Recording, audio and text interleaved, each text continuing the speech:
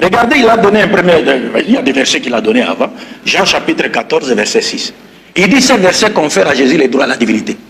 Quand Jésus, Philippe lui pose la question, Seigneur, montre-nous le Père. Jésus répond, mais depuis que je suis avec vous, vous ne m'avez pas encore vu. Celui qui m'a vu a vu le Père. Donc pour les pasteurs casse, quand Jésus dit celui qui m'a vu a vu le Père, ça veut dire qu'il est Dieu. Vous voyez comment les païens interprètent la parole du Christ? Celui qui voit Jésus voit Dieu. Mais est-ce que celui qui tue Jésus tue Dieu? Non. Qu'est-ce que signifie celui qui m'a vu a vu le Père? Jean chapitre 5, verset 37, Jésus dit, personne n'a jamais vu Dieu ni n'a entendu sa voix. C'est Jésus qui parle. Pourtant, le même Jésus a dit devant ses apôtres, celui qui m'a vu a vu le Père. Mais qu'est-ce que signifie celui qui m'a vu a vu le Père?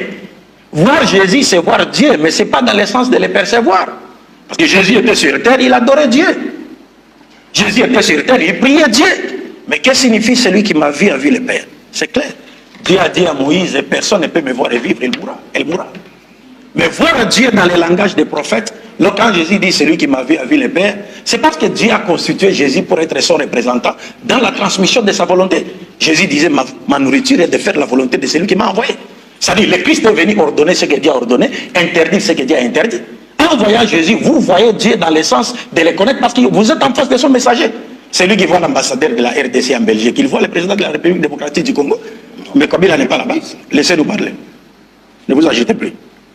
Alors, même il a donné, il a parlé de la même chose, il a fait allusion à Jean, chapitre 10, où Jésus a dit à ses disciples, moi et le Père, nous sommes un. Et ils disent, oh, tu blasphèmes. Oui, mais parce que les Juifs n'ont pas compris le langage de Jésus. Quand Jésus dit, moi et le Père, nous sommes un, est-ce que ça veut dire qu'il est devenu Dieu? Il était. Ah, ou il était Dieu, comme le dit le pasteur Casse? Non, pas du tout.